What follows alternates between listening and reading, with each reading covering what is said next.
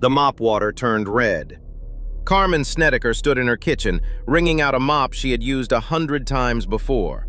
The water in the bucket had been clear. Now it was thick, deep, deep red, and the smell hit her like a wall. Not rust, not dirt.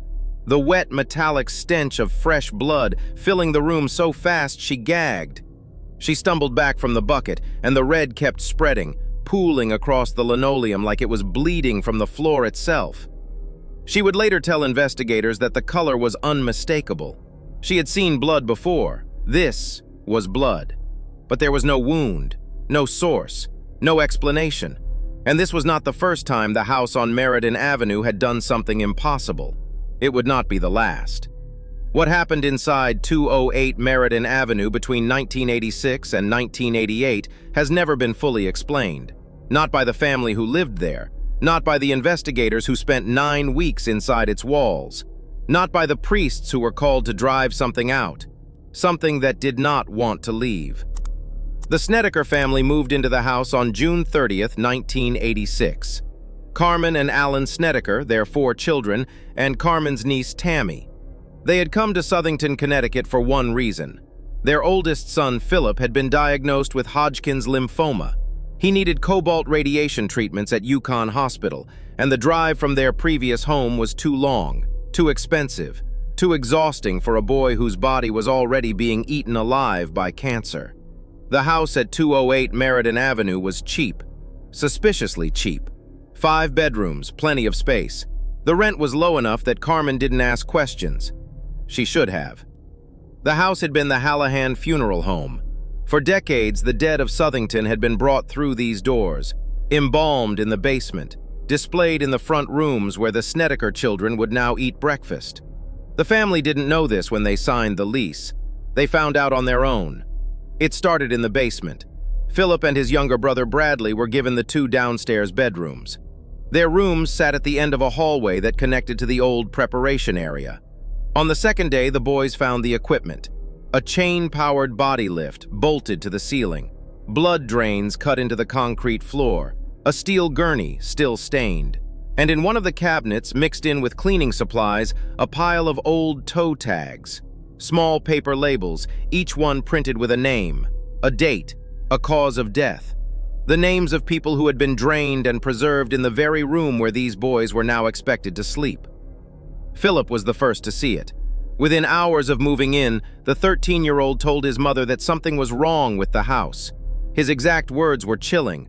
"Mom, this house is evil. We need to leave here right away." Carmen told him it was nerves, the cancer treatments, the stress of a new home. She told him what any parent would tell a frightened child. "It's just a house." But Philip knew what he felt. He described a presence in the basement that watched him constantly. A sentient intelligence that radiated malice so thick he could feel it pressing against his skin like humidity.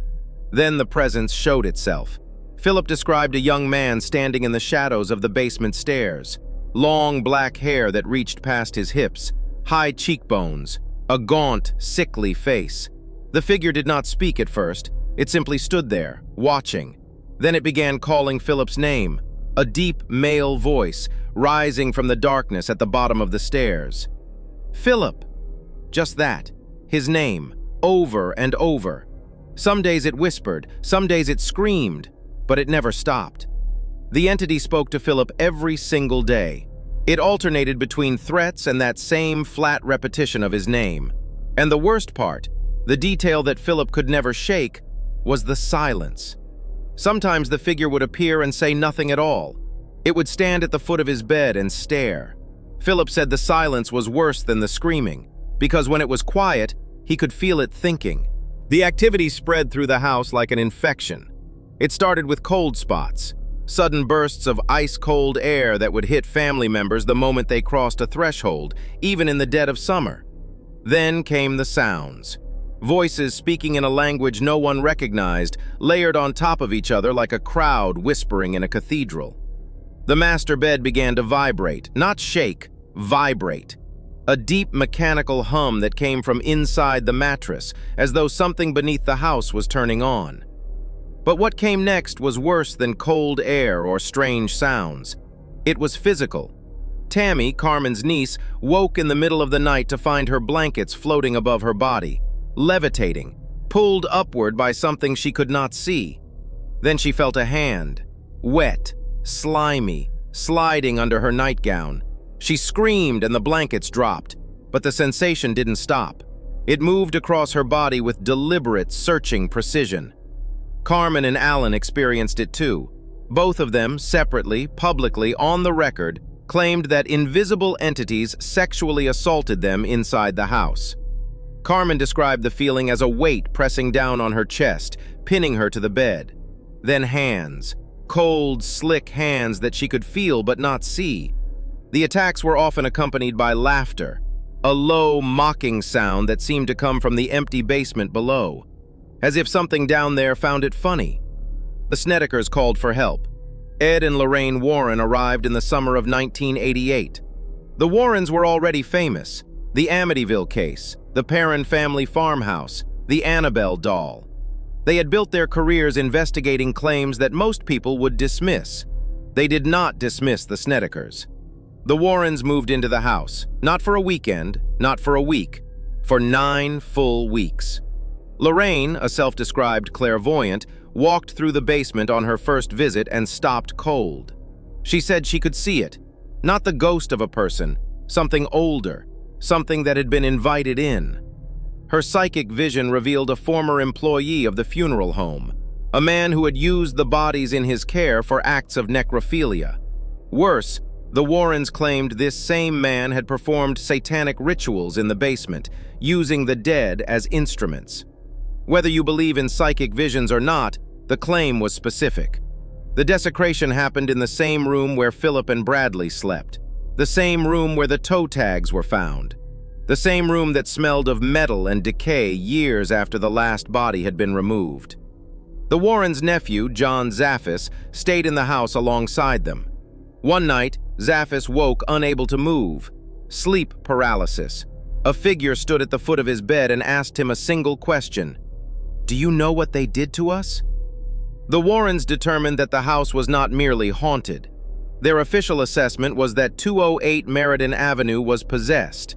Not the family, the building itself. A demonic intelligence had taken root in the foundation, fed by decades of proximity to death, and awakened by whatever had been done to the bodies in that basement. The bishop assigned 2 priests to perform a sacred Catholic mass inside the residence. The moment the ritual began, Ed Warren collapsed. A crushing pressure seized his chest. His left arm went numb. He was having a heart attack. The man who had spent decades confronting what he believed were demons was being attacked by one. He was convinced of it. The demons were angry, he said later, angry that he brought in Catholic priests. A third priest was called in to perform a full exorcism. It lasted 3 hours.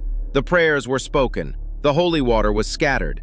And at the peak of the ritual, at the exact moment the priest commanded the entity to leave, something happened outside.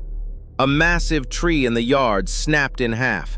The weather was calm, no wind, no storm. The sky was clear, and this enormous, healthy tree simply broke.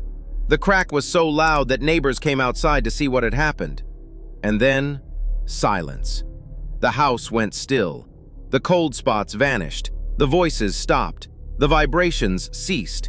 It was as if the house had been holding its breath for 2 years and finally exhaled. The Warrens hired a horror novelist named Ray Garton to write the book. It was called In a Dark Place, published in 1992. But Ray Garton did not write the book the Warrens wanted. In interviews years later, Garton described a process that disturbed him. He said the family's stories didn't match. Carmen would tell him one thing.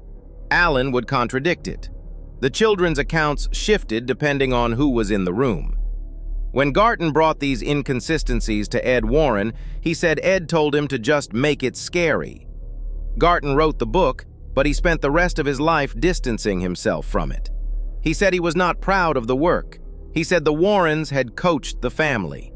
He said the truth was buried under layers of exaggeration and performance. And yet, Garton never said nothing happened. He said the family was troubled. He said they were under real distress. He said the house made him uncomfortable in ways he could not articulate. He just wasn't sure what was real and what had been shaped by the Warrens' involvement. The skeptics pointed to Philip's illness, the medications he was on, the stress of a family fracturing under the weight of a dying child. They said the hallucinations were chemical, the physical sensations were psychological, the blood in the mop bucket was a pipe, or rust, or imagination. But they could not explain the tree. There is one piece of evidence that could settle the matter. The Warrens claimed to have recorded video inside the house during their 9-week stay. They said the tape captured definitive proof of supernatural activity, objects moving on their own, shadows that had no source, sounds that came from nowhere. The tape has never been released. It has never been shown to independent investigators. It has never been verified to exist. Ed Warren died in 2006. Lorraine Warren died in 2019. If the tape is real, its location is unknown. If it was destroyed, no one has said so. If it never existed, the Warrens built their entire case on a promise they could never keep. This is the question that sits at the center of the haunting in Connecticut like a splinter under the skin. The Warrens were either the most dedicated paranormal investigators of the 20th century, or they were the most effective storytellers. Their track record includes cases that have been independently corroborated and cases that have been thoroughly debunked. The Snedeker case sits somewhere in between. The family stands by their story.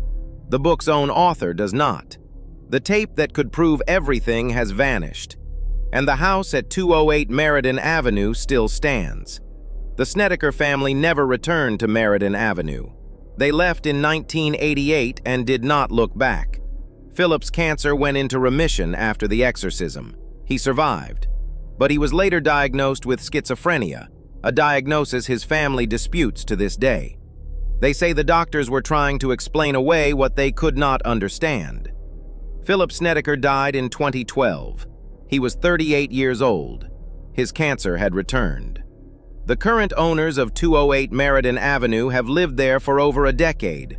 They report nothing. No cold spots, no voices, no blood. The house is quiet. It has been quiet since the night the tree snapped.